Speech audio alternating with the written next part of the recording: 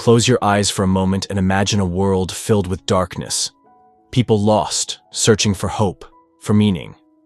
Then, a man steps into that world. His words are simple, his actions are kind, and his love is so powerful that it changes everything. His name is Jesus, and his story is the most incredible tale ever told. For over 2,000 years, it has inspired billions of people, shaped history, and brought light to the darkest places.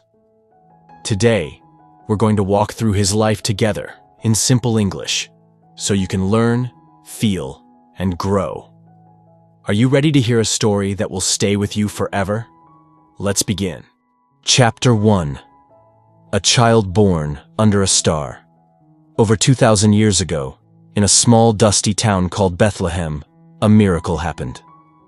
A baby was born in the humblest of places, a stable surrounded by animals, with straw for a bed and a manger for a cradle. His name was Jesus, and his parents, Mary and Joseph, were ordinary people with extraordinary hearts.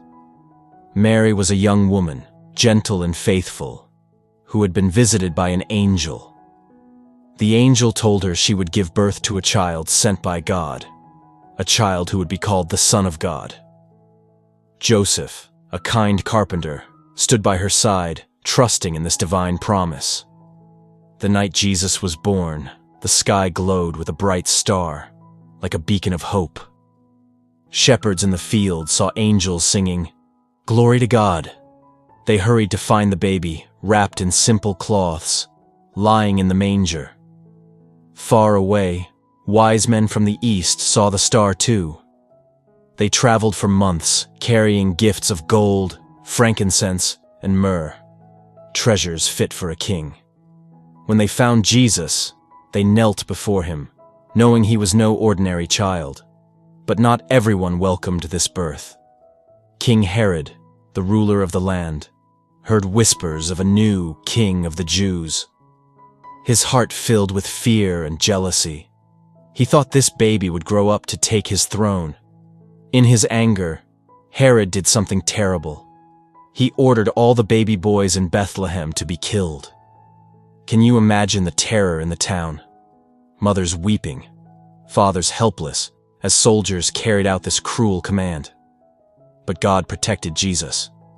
An angel warned Joseph in a dream, saying, "Take the child and his mother and flee to Egypt." In the dead of night, Joseph, Mary, and baby Jesus slipped away, their hearts pounding as they crossed the desert to safety. They lived in Egypt, far from home, until Herod died and it was safe to return. This was the start of Jesus' life, a life marked by danger, but also by hope and purpose. Have you ever had to leave something behind to protect someone you love? What would it feel like to trust in a bigger plan, even when the world feels unsafe? Chapter 2. Growing up in Nazareth. When the danger passed, Joseph, Mary, and Jesus returned to a quiet village called Nazareth, nestled in the hills of Galilee. Nazareth was a simple place, full of hard-working people, farmers, craftsmen, and families living day by day. Jesus grew up there, surrounded by the smells of fresh bread, the sound of children playing, and the rhythm of daily life. As the son of a carpenter, he learned to work with his hands, shaping wood into tables, chairs, and tools. His hands, though young, were steady and strong, already preparing for the work he would do later. But even as a boy, Jesus was different. He had a quiet wisdom, a spark that set him apart. At the age of 12, his family traveled to Jerusalem for Passover, a great festival where thousands gathered to pray and celebrate. The city was alive with color. Crowds in the streets, merchants selling goods, and the grand temple standing tall. During the trip, Jesus wandered away from his parents. They searched for him, worried and confused, only to find him in the temple, sitting among the wisest scholars. These were men with long beards and years of study, yet Jesus, just a boy, was asking questions and giving answers that left them amazed. "Son, why did you do this?" Mary asked, her heart racing with relief and worry. Jesus looked at her with calm eyes and said, "Didn't you know I'd be in my Father's house?" His words were gentle but powerful. Even at 12, he knew his life was meant for something greater than Nazareth, something bigger than anyone could imagine. What makes someone special to you? Is it the way they speak, the way they act, or the way they make you feel? For Jesus, it was all of these things. His childhood was quiet, but it was like the calm before a storm of love and change that would soon sweep across the world. Chapter 3. The Call to Change the World. When Jesus was about 30 years old, his life took a dramatic turn. He left his carpenter's tools behind and walked to the Jordan River, where a man named John the Baptist was preaching. John was a wild figure with rough clothes and a fiery voice, calling people to turn away from wrong and prepare for God's kingdom. Crowds gathered to hear him, and many stepped into the river to be baptized, a sign of a new start. Jesus joined them. As John baptized him, the water sparkled under the sun, and something incredible happened. The sky opened, a light shone down like a dove, and a voice from heaven said, "This is my beloved Son, with whom I am pleased." The crowd stood in awe. This was no ordinary man. This was the moment Jesus' mission began. Before he started teaching, Jesus went alone into the desert. For 40 days and nights he fasted. No food, no water, just silence and prayer. There, in the scorching heat, he faced a great test. A dark voice tempted him, saying, "If you're the Son of God, turn these stones into bread." Then it offered him all the kingdoms of the world if he would bow down. Finally, it dared him to jump from a high place, testing God's protection. Each time, Jesus refused. "Man does not live on bread alone," he said. "Worship only God." His heart was strong, his purpose clear. He wasn't here for power or fame. He was here for love. When he returned, Jesus began his work. He walked through villages, dusty roads, and crowded markets, teaching about a kingdom of love and forgiveness. His words were different. He didn't speak like the strict religious leaders who quoted rules. Instead, he told stories, parables, that painted pictures in people's minds. One was about a farmer sowing seeds, showing how God's love grows in open hearts. Another was about a lost son who returned home, teaching that forgiveness is always possible. People listened, spellbound, feeling like Jesus was speaking directly to them. Have you ever heard a story that made you feel understood? Jesus' stories did that. They weren't just words, they were invitations to live differently, to love deeply, and to hope fearlessly. Chapter 4. Miracles and Challenges. Jesus wasn't just a teacher. He showed his love through actions that amazed everyone. His first miracle happened in a small town called Cana, at a joyful wedding. The music was lively, the guests were dancing, but then the wine ran out. The hosts were embarrassed. Running out of wine was a big mistake in those days. Jesus' mother, Mary, turned to him and said, "They have no wine." With a gentle smile, Jesus told the servants to fill 6 large jars with water. Then, in an instant, the water turned into wine. The best wine anyone had ever tasted. The guests cheered, and the disciples' eyes widened. Who was this man who could do such things? Jesus performed more miracles. He touched a blind man's eyes, and the man saw the world for the first time. He spoke to a paralyzed man, saying, "Get up and walk," and the man danced with joy. One day, on a stormy lake, when his disciples thought their boat would sink, Jesus stood and said, "Peace, be still." The wind stopped, the waves calmed, and the disciples whispered, "Who is this that even the storm obeys him?" Crowds followed Jesus everywhere. hungry for his words and his touch. They came from villages, cities, and faraway places, carrying their sick, their hopes, and their questions. But not everyone loved him. The Pharisees, religious leaders who followed strict rules, watched Jesus closely. They didn't like that he healed on the Sabbath, a day meant for rest. They accused him of breaking God's laws. Some even said his miracles came from evil powers. Can you imagine how that felt? To be doing good, yet be called a villain? The Pharisees also feared Jesus' popularity. If this man keeps teaching, the people might follow him instead of us, they whispered. He could start a rebellion against Rome. Jesus wasn't planning a rebellion. His kingdom was one of hearts, not swords. But the leaders couldn't see that. Their fear grew, and with it, a plan to stop him. The air was heavy with tension, like the quiet before a thunderstorm. Chapter 5. A turning point. One day, Jesus took his closest friends, his disciples, to a quiet place called Caesarea Philippi. The town was far from the crowds, surrounded by rocky hills and ancient temples. There, Jesus asked a simple question. Who do people say I am? The disciples answered, Some say you're a prophet like Elijah. Others say you're John the Baptist come back to life. Then Jesus looked into their eyes and asked, But who do you say I am?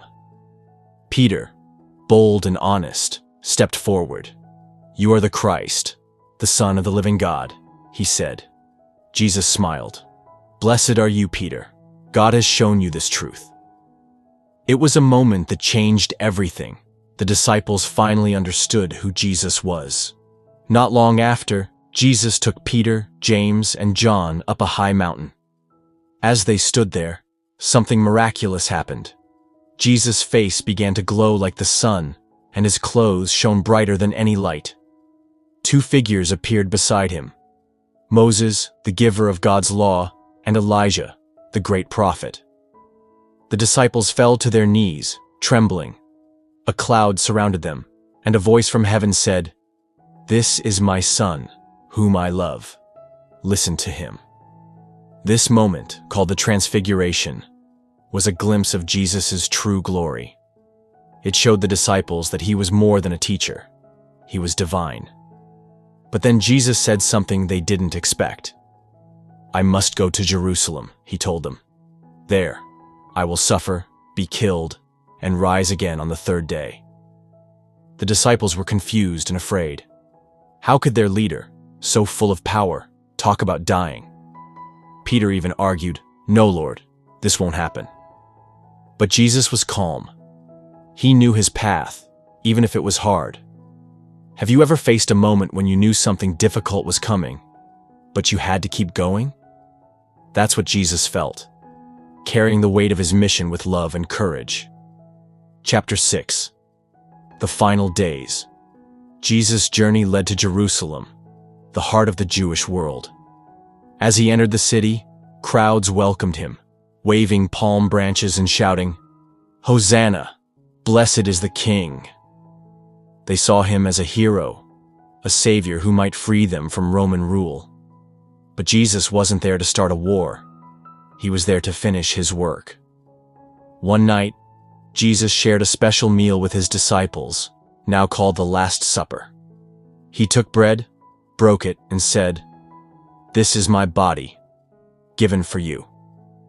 He took a cup of wine and said, This is my blood, poured out for you. The disciples didn't fully understand, but they felt the weight of his words. Then Jesus looked at them with sad eyes and said, One of you will betray me. They gasped. Judas, one of the 12, slipped away into the night, his heart already turning to betrayal. Later, in a garden called Gethsemane, Jesus prayed alone. He knew what was coming: arrest, pain, and death. Father, if it's possible, take this cup from me, he prayed, sweat falling like blood. But then he added, Not my will, but yours. Soldiers arrived, led by Judas, who betrayed Jesus with a kiss. The disciples panicked and ran. Jesus was alone, bound, and taken away. The trials were unfair. The religious leaders accused him of blasphemy, saying he claimed to be God. They brought him to Pontius Pilate, the Roman governor, saying Jesus was a rebel king. Pilate questioned him, but Jesus stayed calm, speaking only truth. The crowd, stirred up by the leaders, shouted, "Crucify him!" Pilate, weak under pressure, washed his hands and sentenced Jesus to death. Jesus was beaten, whipped, and mocked. Soldiers put a crown of thorns on his head, laughing as blood ran down his face. They made him carry a heavy cross through the streets to a hill called Golgotha, the place of the skull. There, they nailed him to the cross between two thieves. The sky turned dark, the earth shook, and Jesus cried out, "Father, forgive them, for they don't know what they do." Even in his pain, his heart was full of love. By afternoon, he took his last breath and died. The disciples were broken. The crowds went silent. It seemed like hope was lost. Have you ever felt like everything was falling apart? That's how Jesus' friends felt, not knowing what was coming next. Chapter 7. The Miracle of Easter. 3 days later, early in the morning, Mary Magdalene and other women went to Jesus' tomb. They wanted to honor him, to care for his body. But when they arrived, the stone blocking the tomb was rolled away. The tomb was empty. Mary's heart sank. She thought someone had taken Jesus' body. Tears filled her eyes as she stood there, lost in grief. Then, a voice called her name, Mary. She turned and saw Jesus, alive, standing before her. "Teacher," she cried, her heart bursting with joy. He was not dead. He had risen, just as he promised. Over the next 40 days, Jesus appeared to his disciples, to crowds, and to over 500 people. He ate with them, walked with them, and showed them his hands, still marked by nails. He was real, alive, and full of love. Before he left, Jesus met his disciples on a mountain. "Go into all the world," he told them. "Share my message of love and forgiveness. I am with you always." Then, in a moment of wonder, he rose into the sky, disappearing into the clouds. This was the ascension, a promise that his spirit would guide them forever. What would it feel like to see someone you love come back to life? For the disciples, it was like the sun rising after the longest night. They were no longer afraid. They went out, brave and bold, to tell the world about Jesus, even when it cost them their lives. His love gave them strength. Lesson: a life of love and hope.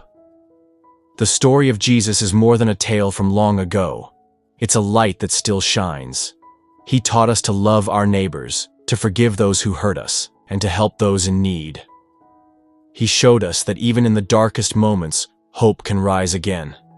His life reminds us that we all have the power to make a difference. One kind word, one brave act, one loving choice at a time.